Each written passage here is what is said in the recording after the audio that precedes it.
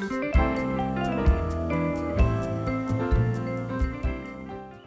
you so much for volunteering to be a judge in this year's UChicago Bowl competition. We're so grateful to have you. This video will cover some of the information you'll need to know in preparation for the event.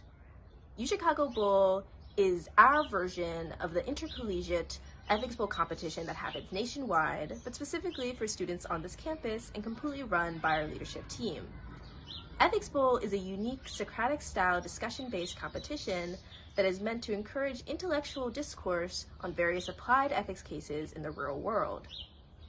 The goal of Ethics Bowl is to explore the moral nuances of moral dilemmas, and so not necessarily to have the most correct answer to a specific question. Because of that, teams may often agree with the general idea of each other's presentation, but there's still room for discussion on the differences in ethical frameworks, in the level of nuance of their arguments, in their specific perspectives, and so on. In each round, there are 2 cases, and one team will randomly be chosen to start. After the case is revealed and the question is asked, Team A, this is the first chosen team, has 2 minutes to prepare amongst themselves. They will then give an 8-minute presentation. After that second team, Team B, will have 1 minute to discuss before giving a 5-minute response, asking a series of questions based on Team A's argument. Team A then gets 1 minute to discuss before giving a 5-minute response to Team B. Then, the judges will have 1 minute to gather their thoughts before entering the judges' questions round. There will be a 10-minute open discussion Q&A in which the judges will each ask 1 question to Team A about their presentations, and Team A will give their response on the spot. Team A may ask for some time to briefly discuss the question, but in general, this section is meant to be a conversation. After Team A has responded to your question, you may ask a follow-up as time allows. The 2 teams then switch, with Team A now acting as Team B, and vice versa, and a new case and question are presented. At the end of the round, the scores will be tallied up for each team, and the team with the most points will win the round. During the judges' Q&A, it is best to ask specific and answerable questions that encourage the exploration of their argument or clarify aspects of their claims that you may be confused about. It's best to begin thinking of questions during the round, and taking quick notes can be helpful both for your final scoring and for the judge Q&A session. Questions can be based on the substance of the argument, perhaps on parts of their claim that were confusing, contradictory, underdeveloped, unrealistic, and so on.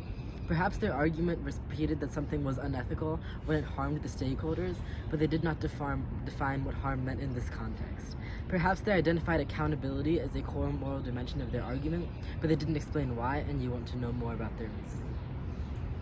Also be about the ethical framework and other specific argumentative approaches that teams might want to use. Ethical frameworks are an important part of an argument and should be explicitly asserted in presentations. Given that there are many ways to consider what might be morally important in each specific case, the framework essentially establishes the axioms on which the team is basing their response. So there are 4 common frameworks that we like to use and like to highlight in Ethics Bowl. And so the first one that we'd like to highlight is that of consequentialism, which is basically focusing on the consequences of an action and whether the action is maximizing some good that teams must define what that good is. Deontology, which is basically highlighting the duties that arise from certain specific relationships, which are often rooted in this relationship or more broadly human dignity or rights. Deontology in particular sets forth certain rules that must be followed, like thou shalt not kill. The third framework that we'd like to highlight is that of social contract theory. So basically, social contract theory states that citizens should give up certain rights and privileges to exist in society. So like deontology, there are certain normative claims that are made. However, it is rooted in this contract between a group of people rather than some universal principle.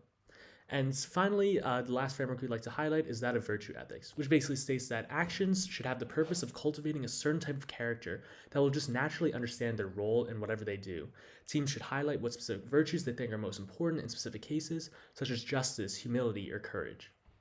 For example, perhaps a team chooses a consequentialist framework when they're working within a case regarding how hospitals treat their patients, and you imagine that there's a substantive reason to consider the virtue ethics principles of medical ethics instead. And so you should ask them, why did they not consider this alternative framework? Again, given that there is not usually a right answer in an ethical discussion, we ask that you approach judging focused on the strength and philosophical considerations of their argument. Scoring is primarily based on how well a team addresses the root of an ethical issue and its practical nuances.